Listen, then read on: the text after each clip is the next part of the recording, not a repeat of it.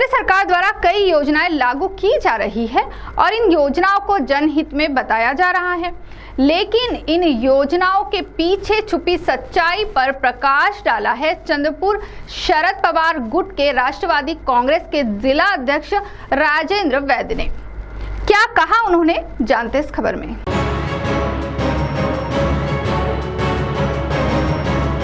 Rashtrawadi Congress party Sharad Pawar गुट के जिलाध्यक्ष राजेंद्र वैद्य ने केंद्र सरकार पर निशाना साधते हुए कहा है कि यह सरकार देश के आम नागरिक तथा किसानों को गुमराह करने का काम कर रही है और नागरिकों की जेबें भी केंद्र सरकार द्वारा काटी जा रही है। साथ ही उन्होंने केंद्र सरकार द्वारा प्रधानमंत्री किसान स्वाभिमान योजना के माध्यम से किसानों को हर वर्ष 6,000 रुपये देने की बात को लेकर भी केंद्र सरकार पर किसानों की दिशा भूल करने की बात कही है। तो आइए सुनते इस संबंध में राजेंद्र वैद्य ने क्या कहा।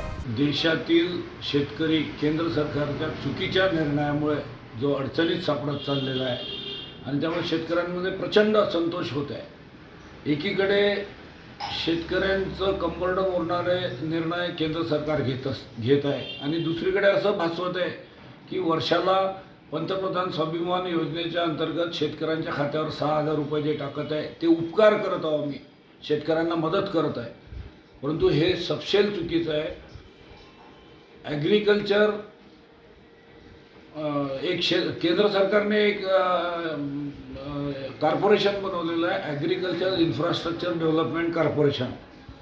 याच्यासाठी ॲग्रिकल्चर क्षेत्रातलं हे सगळं वाढवायसाठी, इन्फ्रास्ट्रक्चर वाढवायसाठी त्यांनी देशात जी काही डिझेल आणि पेट्रोलची विक्री होते, पेट्रोलवर 2.5 रुपये लिटर आणि डिझेलवर 4 रुपये प्रति लिटर असा शेष लावलेला आहे आणि त्यातून जो पैसा जमा होतो आहे तो जवळपास 74,000 कोटी रुपये हा या शेषच्या माध्यमातून जमा होत आहे आणि शेतकऱ्यांना जे 6,000 रुपये वार्षिक देत आहे त्याच्यात जो शेतकऱ्यांना पैसा वाटप होत आहे तो 34,000 कोटी रुपयाचा।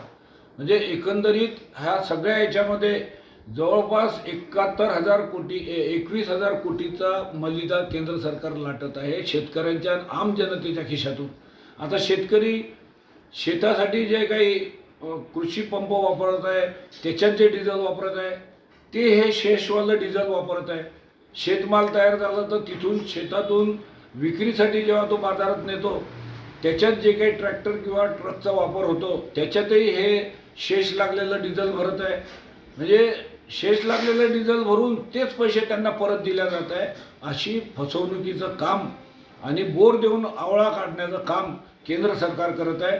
त्याच्यामुळे शेतकऱ्यांना ही गोष्ट लक्षात घेतली पाहिजे की 6,000 रुपये जे शेतकऱ्यांना देत आहे ते काही केंद्र सरकार उपकार करत नाही, देशातल्या जनतेच्या खिशातून हा पैसा काढून तुम्हाला दिला जात आहे, त्याचा आम्ही जाहीर निषेध करतो।